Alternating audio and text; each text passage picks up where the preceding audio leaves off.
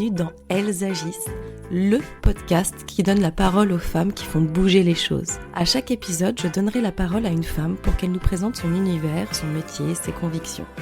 Ce sera aussi l'occasion pour elle de nous parler d'un sujet en particulier qu'elle affectionne ou qu'elle souhaite nous présenter. Ce sont des femmes inspirantes qui nous poussent à nous interroger, à réfléchir, à avancer. Et moi, à chaque fin d'épisode, je suis vraiment motivée pour agir et j'espère que ça sera pareil pour vous. Vous êtes bien dans Elles agissent. J'avais envie de vous proposer des épisodes hors série, des rencontres avec des hommes. Après presque 70 épisodes avec des femmes, que vous pourrez retrouver en podcast ou en live sur mon compte Instagram, je vous propose désormais quelques épisodes hors série avec des hommes donc. L'idée reste la même, on écoute des parcours inspirants, on s'offre une dose d'inspiration, nous encourageant à embrasser l'action et à redéfinir notre vision du quotidien. Alors que cette semaine sort la nouvelle saison de Pékin Express, émission de l'action par excellence, je suis ravie de vous présenter mon invité spécial, Thierry Guillaume, un passionné incontesté de l'action sous toutes ses formes. Il est le producteur de l'émission Pékin Express depuis maintenant 15 saisons. Un homme passionné de voyage, d'action et d'innovation qui a toujours rythmé ses choix de vie en fonction de son objectif, jusqu'à de faire sa passion son métier, au point même de perdre la notion du mot travail, ou en tout cas de la redéfinir en fonction de ce qui lui convient le plus. Lui, qui se définit comme un artisan producteur, aime fabriquer, façonner ses émissions en puisant au plus profond de sa créativité. Dans cet épisode, nous revenons ensemble sur son parcours, commencé par la radio, puis l'animation, avant de rejoindre assez rapidement ce qui l'anime depuis toujours, la production. Il nous partage à quel point, quand on est passionné, on ne peut pas nous arrêter. On aborde aussi évidemment dans cet épisode la prise de décision et le rôle de producteur, notamment autour de cette énorme machine qui est Pékin Express.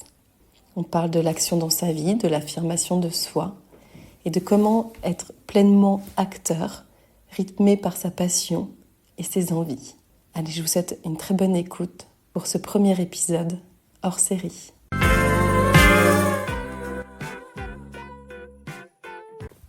Bonjour Thierry. Bonjour Émilie. Je suis ravie de t'accueillir sur ce premier hors-série d'Elles agissent où je reçois des hommes. Donc merci de m'avoir invité déjà dans tes locaux et d'avoir accepté mon invitation. Avec plaisir. Je ne sais pas si ce que j'ai à dire est intéressant, mais je suis très content de répondre à tes questions. Bon, on va commencer par, si tu le veux bien, te présenter. Est-ce que tu peux nous dire qui tu es, personnellement et professionnellement ? Alors, je suis Thierry Guillaume. J'ai 55 ans, on va commencer par le professionnel. Je suis producteur d'un programme qui s'appelle Pékin Express. J'ai fait d'autres choses. Je fais ce métier depuis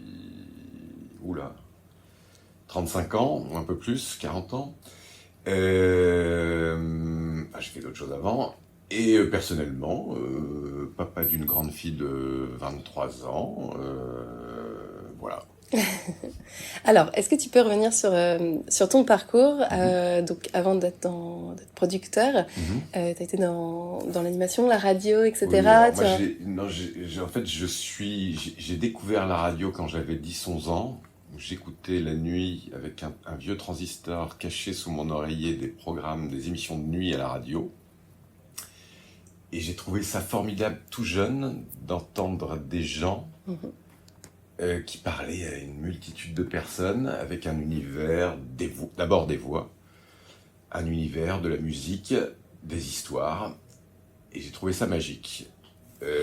Et quand j'ai eu 13-14 ans, François Mitterrand est devenu président de la République, il a libéré les ondes, créé les radios libres, et il se trouve qu'à 3 km de chez moi, une radio associative est née. Et donc j'ai débarqué à 14 ans avec des vieux 33 tours sous le bras chez le patron de cette radio. Et je lui ai dit, moi j'ai 14 ans mais je veux faire de la radio. Très bien, tu commences demain. Et donc j'ai commencé la radio à 14 ans, tout en continuant les cours. C'est ta détermination qui l'a convaincu ou Je sais pas. Alors, non, c'était une radio associative, ouais, on était Ils avaient 200. Ils n'avaient pas de disques. pas de voix. C'était pour occuper les gens de la commune ou de la ville. Et puis, j'ai continué mes études. Entre-temps, la radio a été revendue à un groupe privé parce qu'il y avait une fréquence, des auditeurs, etc. Je continue encore en parallèle mes études. Là, effectivement, ça s'est professionnalisé. Il y a un professionnel qui est venu, qui a écouté les 200 animateurs qui étaient sur cette radio, qui a dit « j'en garderai 5 ». Il a fait passer un casting à ces 200 voix. Et puis, j'ai été gardé dans les 5. Et donc, j'ai commencé là à faire de la radio tous les jours. J'étais en terminale ou première. Et tous les soirs, j'allais faire de la radio. Et puis, j'ai passé mon bac et je savais que c'était ça que je voulais faire. Donc, après mon bac, j'ai arrêté les cours et commencé ce métier. Et puis, de cette petite radio, j'étais débauché dans une radio un peu plus grande. Et puis, de cette radio un peu plus grande, sur une chaîne de télé dans l'est de la France, une chaîne de télé qui se trouve à Luxembourg. Et puis de la radio RTL à Paris, et puis de la télé à Paris. Alors là, je faisais le métier d'animateur, et puis un jour, j'en ai eu marre, j'ai décidé de faire de la production, mais je produisais déjà pas mal mes émissions, et je me suis lancé dans la production télé. Voilà, en gros, mon parcours. Et ce que je me demandais, c'est est-ce que tu aurais pu rester dans une suite logique d'animation, etc., ou est-ce que tu avais ce truc de la production, enfin, non, alors j'ai toujours écrit les émissions que je présentais. J'ai eu cette chance très jeune, à 20 ans, j'écrivais les programmes et je les présentais. Donc ce métier-là m'amusait. Quand je suis arrivé à Paris, je n'étais plus qu'animateur, ce qui était un peu frustrant. On me donnait des textes à dire, on me disait comment il fallait m'habiller et comment je devais être. Donc à 32 ans, j'ai plus supporté ça. Je suis assez indépendant. Et j'ai dit, non, si j'ai envie d'être comme je suis, donc je vais repartir dans l'ombre, travailler dans l'ombre, et ça me va très bien. Et j'avais probablement soigné mes blessures d'ego qui m'avaient poussé à me montrer ou à parler dans un micro. Donc j'avais réglé tout ça et j'ai pu continuer à produire. Et personne ne sait qui je suis et ça me va très bien. Et sauf après ce podcast. Évidemment, j'avais oublié. Sur ce travail d'écriture et de création, ça te tient depuis toujours, ou il y a eu un déclic à quelque chose? Alors, il n'y a pas eu de déclic, mais en fait, j'ai dans mon entourage familial, historiquement, des grands-pères, photographes, peintres, vidéastes. Autour de l'art, quoi. Ouais, et donc je pense que j'ai la musique aussi, et je pense que j'ai récupéré une partie de ce patrimoine génétique et que je l'exploite autrement. Parce que oui, mon métier de producteur, c'est basiquement des plannings, de l'argent, des gens. Mais il y a aussi, et moi je suis un producteur artisan, il y a toute la partie casting, écriture, où là je peux m'éclater. Mais en fait, j'ai un peu ces deux casquettes. J'ai fait des tests de personnalité. Oui, je crois que je suis architecte, logisticien. Donc j'ai les deux facettes. Les deux facettes. Et donc avec ce métier que j'exerce, je peux m'amuser dans tout, à la fois dans l'organisation et à la fois dans l'artistique. Donc, et je pense que ça vient, oui, de mon histoire. Ouais, c'est possible. Et à quel moment tu te dis, bon, bah voilà, je produis quand même mes émissions, enfin en tout cas, je crée mes émissions, etc., mais je me lance ma boîte, c'est quand même quelque chose de différent, enfin c'est... Non, alors, en fait, j'avais travaillé dans pas mal de boîtes de prod. Ouais. J'avais fini par être embauché dans une chaîne de télé à la direction des programmes, d'où j'ai démissionné très rapidement, parce que les gens en costume, les ordinateurs PC au lieu d'un Macintosh, enfin tout ça c'était à l'opposé de moi. Donc je suis resté 1 an dans une chaîne et après j'étais un peu bloqué parce que j'avais un peu tout fait.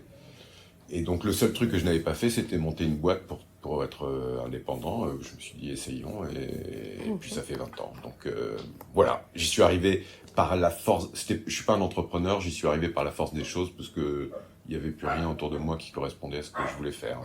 Et justement, oui, d'entreprendre et devenir le patron de sa boîte, c'est aussi quelque chose de différent. Tu t'attendais à ça, ça te plaît, Ah oui, c'est génial. Ouais, c'est l'autonomie, c'est l'indépendance, la liberté. Oui, moi, je suis un vrai indépendant, c'est-à-dire que j'ai eu 10 fois des propositions de rachat, etc. Et tout ça m'intéresse pas. Moi, je veux être libre, je veux travailler si j'ai envie, travailler avec qui j'ai envie, faire ce que j'ai envie de faire. Comme j'ai envie, voilà. Comme j'ai envie, oui.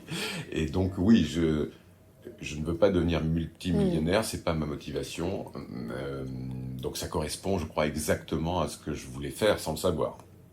Et quand tu te lances, qu'est-ce qui Est-ce que ça vient tout de suite à toi? Parce que tu avais ton réseau avant, voilà, tu avais... En fait, j'ai eu la chance de bien m'entendre dans la chaîne de télévision dans laquelle j'ai travaillé, notamment M6.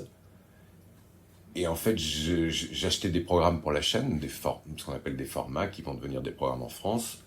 Et quand j'ai décidé de partir, la chaîne pour laquelle je travaillais ne voulait pas que je parte. J'aurais dit, bah, écoutez, on va trouver un moyen de travailler ensemble. Je vous ai fait acheter un programme. Vous ne savez pas par qui le faire produire, bah, je vais monter ma boîte et puis je vais vous le fabriquer. Et on s'est quitté comme ça en disant, bah, fais ce programme et puis on verra bien ce que devient notre relation. Et puis j'ai fait ce programme et puis ça fait 20 ans que ça dure. Mais oui, mais les choses qui me faisaient peur, en fait, c'était les choses que je connaissais pas, que j'avais L'inconnu, oui, bien sûr. Et puis j'ai très vite compris que finalement, c'était pas si compliqué. En fait, les trucs qu'ils peuvent faire, c'est de la compta, enfin, toutes les choses qui sont pas dans mon domaine. Mais en fait, il y a des gens dans ce métier et qui m'entourent et qui font ça très bien. Et alors, à quel moment Pékin Express arrive dans ce parcours, dans ce chemin? Ah oui, alors j'ai produit différents programmes pendant pas si longtemps que ça, 4-5 ans. Et ça arrivait assez vite. Et ça arrivait assez vite. Ouais. En fait, il se trouve que Pékin Express a connu une grosse polémique après sa saison 3. D'accord. Des accusations de tricherie, etc. Et que la chaîne m'a appelé en me disant, bah, écoute, il nous faut un nouveau producteur, est-ce que ça t'intéresse? J'avais déjà ma société. Le programme était produit en interne chez M6. J'ai dit non 10 fois, parce que non pas 10 fois, 5 fois, parce que ce programme me faisait peur, c'est une grosse machine. Et puis j'ai fini par dire oui, et puis ça s'est pas si mal passé. Et donc je continue. Voilà. Et qu'est-ce qui au début justement peut être effrayant dans... C'est ce que aussi tu pouvais attendre comme programme quelque part, ou c'est une grosse machine, c'est ça? C'est une grosse machine. Ouais. Alors c'est pas tellement tout ce qui va autour. Casting, montage, c'est quelque chose que je maîtrisais, donc ça me faisait pas particulièrement peur. Mais oui, le tournage, c'est une centaine de personnes.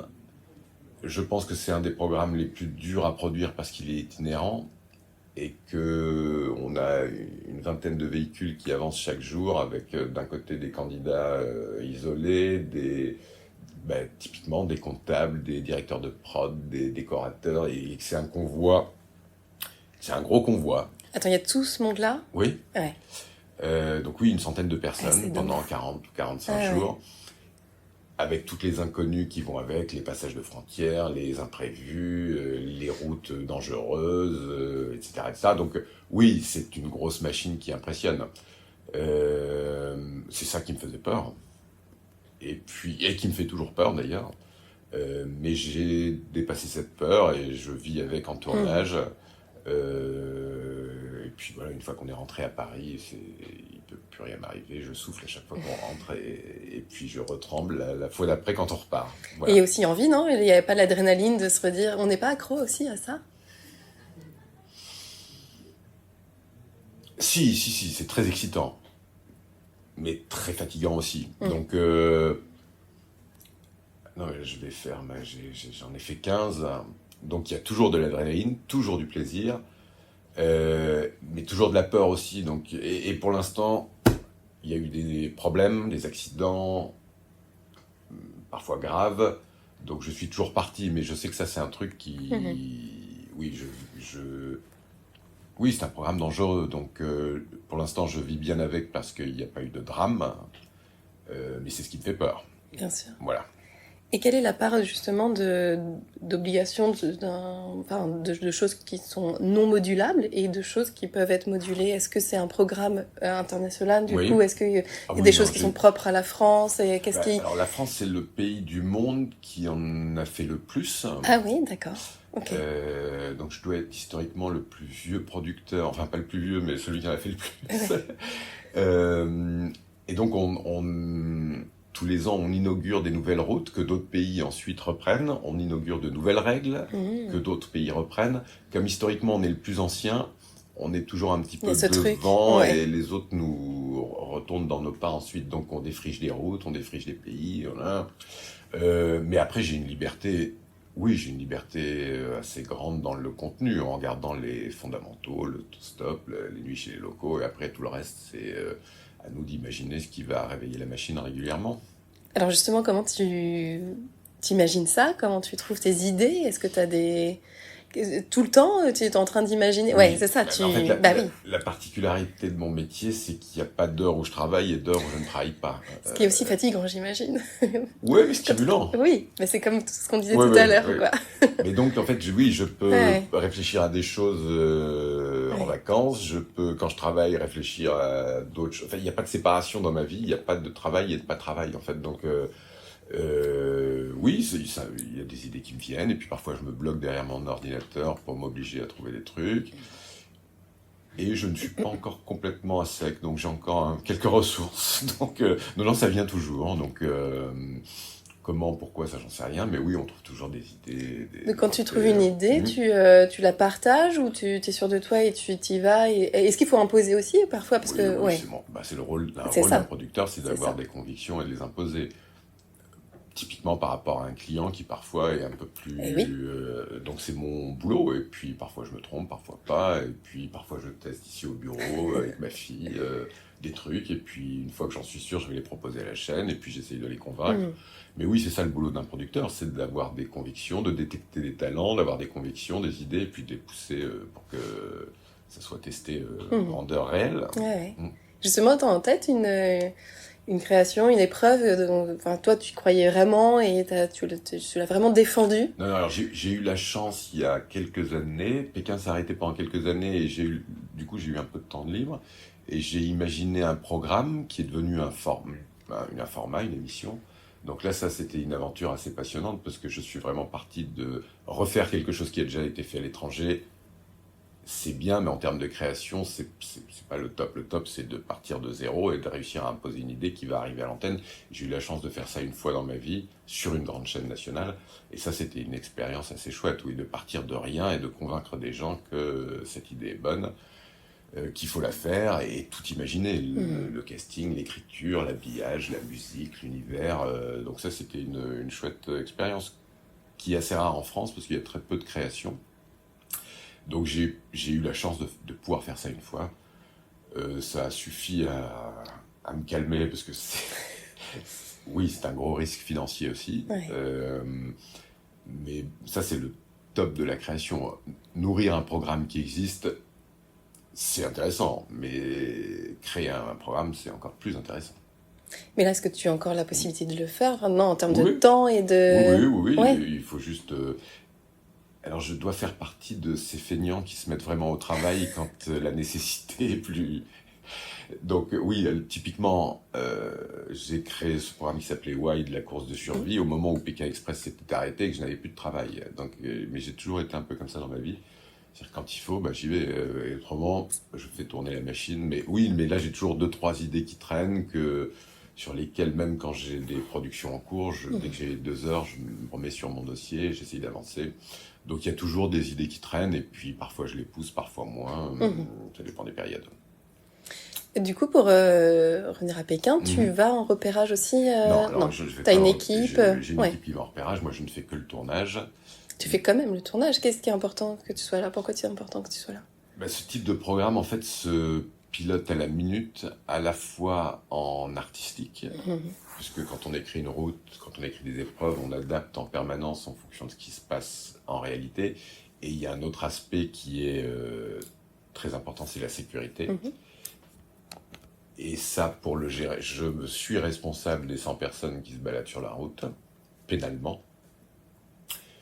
Et donc, je ne veux pas prendre le risque de déléguer cette responsabilité. Et donc, c'est aussi pour ça que je suis sur place. Et puis, puisqu'il faut un capitaine, quand il y a 100 personnes, s'il n'y a personne pour dire c'est comme ça part vite dans tous les sens. Et ouais, je fais partie de ces gens qui pensent que le pouvoir ne se... J'écoute, j'entends, on discute, mais à un moment, il faut décider. Et ouais, je pense qu'une entreprise, n'importe laquelle, fonctionne mieux comme ça. Oui, puis comme tu l'as dit, il y a tellement de responsabilités autour de tout Oui, ça et puis, qu'à un moment... oui. Non, ouais. quand un accident arrive sur la route, Ouais. ça nous est déjà arrivé, il faut prendre les bonnes décisions tout de suite. Mhm. Et on n'a pas 10 minutes le temps de passer un coup de fil à quelqu'un qui est à Exactement. Paris. Oui. Donc rien que pour ça, Mhm. ma présence, je juge ma présence indispensable. Voilà, peut-être que je me trompe, hein, mais non, c'est une trop grosse responsabilité. Est-ce que tu as une saison qui te reste en mémoire pour... En termes de sécu. Non, en termes de toi, de je sais pas, même en tant que producteur, en tant que... Non, les premières ont été très intenses parce que je devais faire mes preuves. Mhm. Donc oui, les saisons 4, 5, 6 ont été pour moi... je suis arrivé en 4, en saison 4. Oui, 4, 5, 6, ça a été un vrai challenge parce qu'il fallait que je prouve que je savais faire et que je pouvais faire. Ensuite, ça a été plus ou moins difficile en fonction des années, plus ou moins agréable en fonction des années. Et puis, on a toujours cet impératif de produire et de fournir à la chaîne ce qu'elle a acheté. Donc, il y a toujours cette pression-là. Et il y a beaucoup d'argent sur la table, donc c'est une pression. Mais la vraie pression, elle a été au début. Maintenant, c'est surtout la sécurité qui m'obsède. Ah oui, Oui, c'est oui, vraiment... oui. Ah, c'est ce qui m'empêche de dormir en tournage, oui. Oui. Oui. Parce que tu as eu déjà des choses... Oui, et puis parce que ouais. quand on laisse des gens sur la route, dormir chez des gens qu'on ne connaît pas, et puis pour les candidats, pour mon équipe, oui, oui, je sais que si un jour il se passe un drame, je ne pourrais pas vivre, enfin, ce sera compliqué de vivre avec ça, donc je fais tout ce que je peux pour l'éviter. Et les gens n'y pensent pas forcément en regardant le programme, et les candidats non plus. Je pense pas, et ouais. c'est très bien, ouais. C'est très bien comme ça, mais moi, Toi, c'est ton ma obsession, priorité. quoi, c'est ton truc. Ouais. Et est-ce que tu gardes un lien avec les candidats? Est-ce que... Non, alors je m'oblige pendant le tournage, avant le tournage et pendant le tournage, à être le plus froid et distant possible. Ah oui? Pourquoi ça? Pour pas mettre d'affect. Je ne veux absolument pas prendre parti ou... Oui, c'est mon métier. Et eux viennent vivre une aventure, à deux en plus, ils n'ont pas besoin de nous. Et je veux pouvoir librement ensuite raconter les histoires sans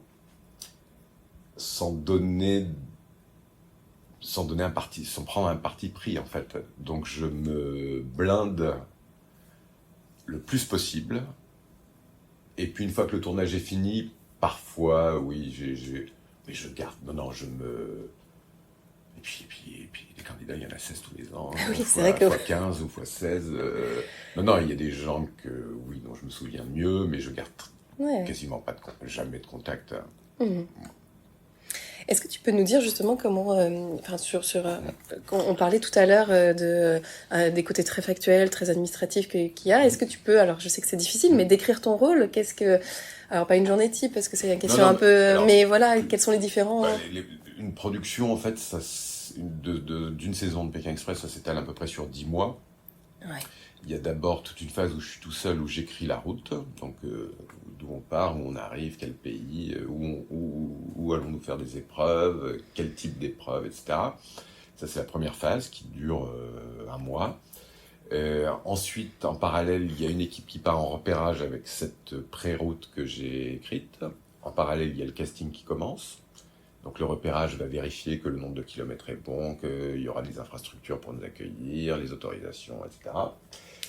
En parallèle, c'est le casting avec des gens qui regardent les 40 000 dossiers que nous recevons chaque année. 40 000 dossiers. Et tous les jours, moi avec eux, qui regardent les vidéos de tout le monde et qui dit oui, non.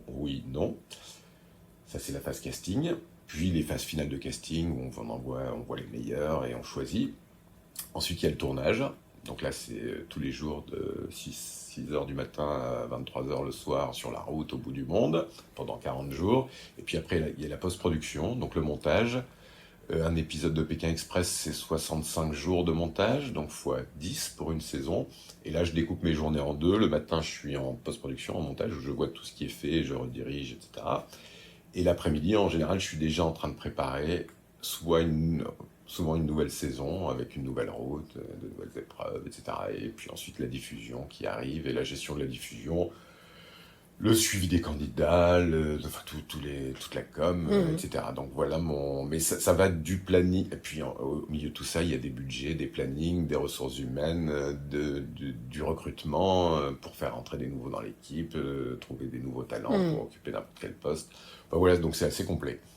Tu disais 10 mois sur 12, les 2 mois qui restent, c'est quoi? C'est des créations, c'est des sujets? Il y a un mois de vacances. Pour souffler quand même. Et puis oui, il y a un petit peu... mais tout dépend des années, parce que souvent on en fait 2 par an, donc c'est ça fois 2. Est-ce que c'est possible parfois Oui, d'avoir ce petit mois de... Oui, mais encore une fois, moi, ma vie n'est pas... Je ne me lève pas pour aller travailler. Ouais. Tout est... Ma vie privée, personnelle, tout est mélangé. Il n'y a pas de... Je n'ai pas... Peut-être parce que j'ai la chance de faire un métier que j'ai choisi et d'avoir ma boîte. Mais oui, c'est ce que j'aime dire. Je n'ai jamais travaillé, en fait. Je m'amuse. Ou tu redéfinis la notion de travail, oui. plutôt. Oui. Parce que, quand même, tu Oui. bosses. Je pensais là, parce que donc, dans ton bureau, il y a plein de drapeaux. C'est là où était non, ça c'est le désert de sel d'Uyuni, en Bolivie, où il y a un endroit où ils ont planté plein de drapeaux de différents pays, visiteurs. Mais oui, je ne sais pas combien de pays on a fait. Il y a une application. Pour dire... Je crois que j'ai vu 73% de la planète. Et oui, j'allais dire comment parce que tu disais, tu vois, là, tu cherchais les nouveaux tracés, etc. Qu'est-ce qui t'inspire? Comment tu cherches? Il y a quelques règles de base pour nos routes qui sont des pays plutôt moins développés que la France, pour que les candidats aient un choc de voyage. Quand ils vont chez les gens, il faut que ce soit différent de ce qu'ils connaissent. Donc ça, c'est le premier critère. Et après, c'est très égoïste, c'est où je ne suis pas allé et où j'ai envie d'aller, ou où je suis déjà allé et j'ai envie de retourner. Donc et puis après, on a un cycle, on fait l'Amérique du Sud une saison, après on va en Asie, après on fait l'Afrique, et c'est un cycle qui... Mais on commence à avoir... Fait le tour du monde. Oui. Cette phrase, j'adore. Oui. Le monde commence à être un peu petit pour nous. Et justement, je pensais à l'année Covid aussi. Ça a été une année, ça, c'était incroyable, quoi. Imprévisible. Et il a fallu gérer ça. Et rebondir et trouver une nouvelle solution. Et toutes les pertes financières qui vont avec. Oui, ça fait partie de T'en gardes quoi là comme souvenir de cette période, de cette saison? Alors, professionnellement, je me souviens du jour. On était en tournage au moment où Emmanuel Macron a dit c'est la guerre. Nous sommes en guerre. Et on était tous ensemble autour d'une table en Éthiopie où nous tournions. Et on a compris que le lendemain partait le dernier avion pour la France et qu'il fallait interrompre le tournage et rentrer, avec toutes les interrogations qui allaient avec, pour combien de temps, comment on va faire financièrement, etc. Et je me souviens de ce soir où on était tous à écouter Emmanuel Macron au fin fond de l'Éthiopie, où après, quelques heures après, j'ai pris la parole pour annoncer à tout le monde, candidat et équipe, qu'on allait interrompre le tournage et rentrer. Oui, ça c'est un moment particulier. Et puis on a réussi à s'en sortir. La chaîne a été solidaire avec ses producteurs. On a trouvé les solutions et finalement on est reparti quelques mois plus tard, mais en Grèce et en Turquie. Moins loin que d'habitude, mais c'était formidable aussi. Et oui, on a été une des dernières productions mondiales à être en tournage à ce moment-là et une des premières à repartir ensuite. Donc on a géré comme tout le monde. Avant d'allumer le micro, on parlait rapidement de l'intelligence artificielle et des nouvelles technologies. Je me pose la question de l'avenir aussi des émissions. On parle aussi des émissions de télé. Est-ce que ça t'y réfléchis aussi? Ça tourne beaucoup sur des nouveautés? Ça te pousse à créer ou ça te fait peur aussi? Ah non, ça me fait pas peur. Non, pas peur, c'est plutôt stimulant. Non, ce qui m'amuse... Non, la technologie au cœur de nos vies c'est passionnant. Après, qu'est-ce qu'on va en faire et pourquoi et comment? Mais dès que j'entends parler d'un truc nouveau, je m'y intéresse parce que ça ouvre de nouvelles perspectives, à la fois dans la création, dans l'aide, dans la manière de vivre, etc. Donc, et après, sur l'avenir de la télé ou de mon cœur de métier des contenus, quand je vois le temps que les gens passent devant des écrans, je me dis que ceux qui font mon métier ont encore de belles années devant eux. Et puis finalement, notre métier, c'est quoi? C'est de raconter des histoires, c'est de créer des émotions. Dans le fond, je me souviens de ma fille petite qui me demandait quel était mon métier. Oui, je crois que mon métier, avant tout, c'est de générer des émotions, du rire, des larmes, de la passion. Le vrai cœur de mon métier, c'est ça. Quand je monte des épisodes...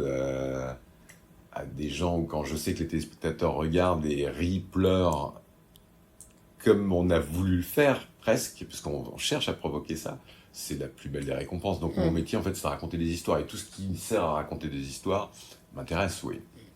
Tu as le retour justement des gens, tu arrives à l'avoir parce que... Non, il y a des... Twitter, dans les nouvelles technologies, les réseaux sociaux, pour ça, sont formidables. Quand un épisode est diffusé, j'aime bien le voir sur une télé comme un téléspectateur, et j'ai mon écran de télé et j'ai le fil Twitter en parallèle. Donc Ah oui, tu regardes, t'as pas peur de... Ah non, Parce que c'est parfois... ça oui, peut être... mais je suis assez... Ouais. J'ai assez de distance pour... Et puis, il y a aussi plein de trucs drôles et très créatifs sur Twitter. Il y a plein de merde, plein de haine, mais il y a quelques... De bonnes idées aussi, ouais. Il y a Apprendre quelques tweetos qui sont très rigolos. Donc oui, je regarde minute par minute. Et puis alors les tweets, je sais pas combien il y en a par minute dans la diffusion d'un épisode, mais c'est formidable. Et pour voir ce que ça génère. Et c'est ça qui m'intéresse. Alors c'est qu'une partie du public, c'est un public jeune, c'est toujours les mêmes, etc. Mais ça doit ressembler de près ou de loin à ce que ça peut générer chez les gens. Donc oui, oui, un de mes moments préférés, c'est quand on fait visionner l'épisode, soit en conférence de presse au lancement du programme, soit parfois j'ai fait des soirées où j'invitais les candidats pour voir le premier épisode. Quand j'entends des rires, quand je vois leurs yeux en train de regarder, oui, c'est une récompense. Hein. Ouais. Et là, tu es en train de travailler sur une nouvelle saison. Je ne peux pas dire. Non, on travaille déjà sur celle qui est en cours et qui va être à l'antenne, je ne sais pas quand, mais mi-février, début février. Et puis oui, il y a plein de projets sur lesquels on travaille pour l'avenir. Bon, le podcast est autour de l'action. Toi, tu produis des émissions qui sont quand même bien dans l'action. Ta vie... Voilà, t'as mené ta vie comme t'en avais envie, etc. Est-ce que t'as une définition à me donner de l'action ou d'agir? Qu'est-ce que ça veut dire pour toi? Alors pour moi, le maître mot, et je crois que ce qui a toujours guidé mes actions, c'est pas la volonté d'agir, c'est la passion qui m'a poussé à faire. Mais je me suis pas dit, il faut que je fasse. J'ai aimé des choses, j'ai eu envie de choses, et c'est ça mon moteur, c'est la passion. Dans tout ce que j'ai fait depuis que je suis môme et que j'ai couru avec mes 10 sous le bras pour aller faire de la radio, c'était une envie plus forte que moi qui m'a poussé à faire les choses dont je ne me sentais pas toujours capable. Mais j'avais tellement envie que j'ai pas eu le choix, il a fallu que je fasse. Donc en fait, moi c'est plus que l'action, c'est ce qui motive l'action qui... Et quand je vois des mômes aujourd'hui de 12, 13 ans qui ont déjà au fond d'eux tous les gens passionnés, j'aime ça. Quand l'envie est plus forte que tout, en fait. Et tout ce que j'ai fait dans ma vie et toutes mes décisions, en fait, c'est pas ma tête qui décide, c'est mon ventre. Et c'est ça qui m'a toujours guidé. Et depuis quelques années, je l'ai accepté. Je l'ai longtemps refusé. Et puis quelques années, j'ai accepté de ne plus laisser ma tête réfléchir et de laisser mon instinct me guider. Et ça... Et puis voilà, je vis assez bien comme ça en me disant ça, que je réfléchis pas tout, mais que je me laisse aller et que en tout cas jusqu'à aujourd'hui, ça m'a emmené là où je suis bien. C'est-à-dire que tu avais encore des blocages et que tu les as laissés partir pour être vraiment toi, quoi. Oui. Mais depuis quelques années, ça va beaucoup mieux. Je m'assume. Ouais. Je sais un peu plus qui je suis et comment je suis. Donc je laisse mes envies me guider et c'est ça qui me pousse à prendre des décisions. Peut-être que je réfléchis avec ça, en fait. Plutôt émotionnellement que logiquement. Non, mais c'est important aussi de ce message parce que parfois on se bloque seul entre ce qu'on a vraiment à l'intérieur de nous, ce qu'on a envie de faire et cette fameuse confiance en soi et cette estime de soi aussi, est-ce que je peux, est-ce que je suis, est-ce que... Voilà. Oui, c'était longtemps les questions qui m'ont empêché... Jamais empêché de faire, mais en tout cas qui m'ont ralenti. Tu as réussi à faire, mais ralenti quand même. Oui, et depuis quelques années, je me fais plus confiance. Bon, et donc, est-ce que autour de Elles agissent, du coup, est-ce que tu as, autour des femmes, de l'action, est-ce que tu as une femme qui symbolise l'action pour toi? Est-ce que tout ce qui se passe dans la société aussi autour des femmes et de l'action, ça te parle? Aucune différence entre elles et nous. Oui, oui, il y a plein de gens qui me passionnent et qui m'intéressent. Euh, mais pour moi, la différence sexuelle n'est pas une différence. Donc en fait, oui, il y a des hommes et des femmes.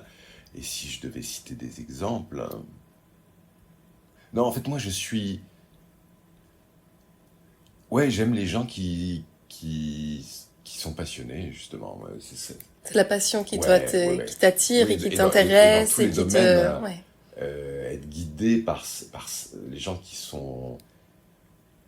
qui agissent avec passion, ça, je trouve ça. Oui, avoir des convictions, des envies, des. Oui, ceux qui n'ont pas d'envie m'ennuient. Mhm. Et la passion, ça te nourrit, toi. Oui, Mhm. oui, c'est. Mais qui est dans la création, dans Mhm. l'art, dans le cinéma, Au la sens large. peinture, la Mhm. musique, la télé aussi. Oui, oui, c'est un moteur formidable. Mhm. Est-ce que justement, tu as une passion à nous partager autre que ce qu'on vient d'aborder dans l'épisode? Est-ce que tu révèles ta créativité ailleurs ou Oui, oui, mais ça n'intéresse pas grand Bah monde. non, mais je te demande. Non, non, mais oui, je viens d'un milieu de peintre, photographe, donc oui, j'ai hérité de ça aussi. Euh, mais après, j'ai eu dans ma vie des cycles où je me suis intéressé. En ce moment, c'est le bateau. Ok. Voilà, je sais pas pourquoi et d'où et comment, mais voilà, j'ai voulu apprendre à naviguer, à partir tout seul sur un bateau, et en ce moment, c'est mon truc. Mais il y a eu 1000 trucs avant, et j'espère qu'il y en aura encore 1000 après. Ah bah oui, je pense Voilà, je aussi. fais, j'apprends, et puis je passe à autre chose, ou Ouais, parfois ça reste moins présent, mais voilà, comment j'enrichis ma vie. ouais, ouais. Voilà.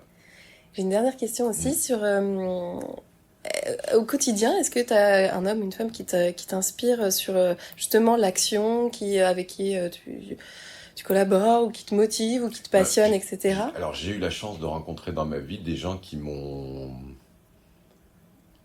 donné l'impulsion qui parfois me manquait. Je pourrais en citer deux, trois. Marc-Olivier Fogiel fait partie de ceux-là. Il y a eu aussi Thomas Valentin, patron d'M6, qui a eu ce rôle-là.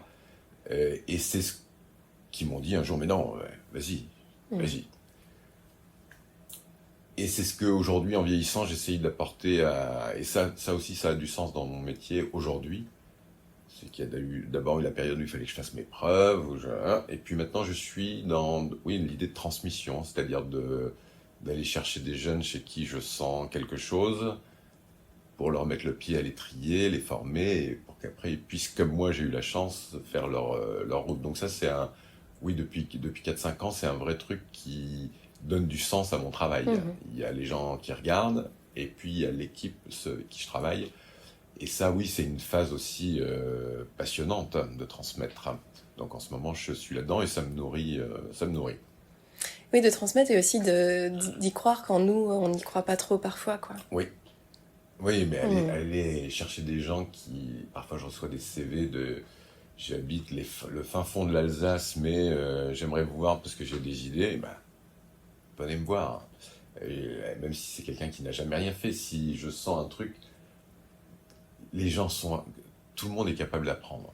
Donc en fait, ce qui compte, moi, dans mon recrutement, ce qui compte, c'est pas le CV, c'est qui sont ces gens. Parce Mhm. qu'après apprendre, c'est facile. Enfin, tout le monde peut apprendre. Donc c'est plus ce que sont les gens profondément qui m'intéressent. Ouais.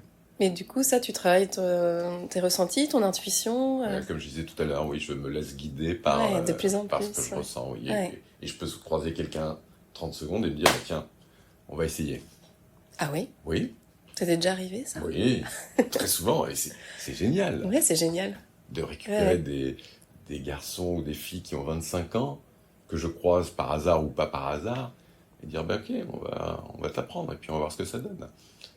Et toute cette phase d'apprentissage, alors elle est dure pour eux, mais s'ils s'accrochent et s'ils y arrivent, ben, c'est formidable. C'est Ouais. formidable. Et c'est important et bravo aussi de ça parce que avec aussi le poste que tu as, la possibilité que tu peux leur offrir Mhm. d'avoir cette vision et cette ouverture, bah oui, mais ça manque aussi parfois. Après, ça a aussi un petit Ouais. côté à l'ancienne paternaliste qui est. Mais je fonctionne comme ça, donc Oui, après, là, il y a beaucoup d'affect et parfois ça... Ouais, c'est paternalisme, enfin, il n'y a pas de jugement, il n'y a pas d'évaluation, il y Non, a non, justement... Viens, vas-y, ouais, essaye. essaie. Montre-moi. Je te donne ta chance, Ouais. et ça c'est énorme Ouais. en fait. Oui, mais puis ça donne du sens quand même. Bien sûr. Quand on gère une équipe et des gens, c'est pas seulement remplir des cases, hein, c'est travailler avec des gens qu'on aime et qu'on voit grandir, et ça c'est passionnant. Et ben on va rester sur ces belles paroles. Très bien. Merci beaucoup Thierry. De rien. Merci pour cet plaisir. échange. C'était un plaisir. J'espère que cet épisode vous a plu. Merci d'avoir pris le temps de l'écouter. Et n'hésitez pas, si vous avez aimé, à le partager, à le commenter, à faire vivre la communauté Elles agissent. Je vous retrouve très vite pour un nouvel épisode. Et n'oubliez pas que des lives sont aussi disponibles sur mon compte Instagram emily.b-sophrologue et que vous pouvez aussi retrouver toutes les informations de l'épisode sur le site du podcast www.ellesagissent.com. À très bientôt.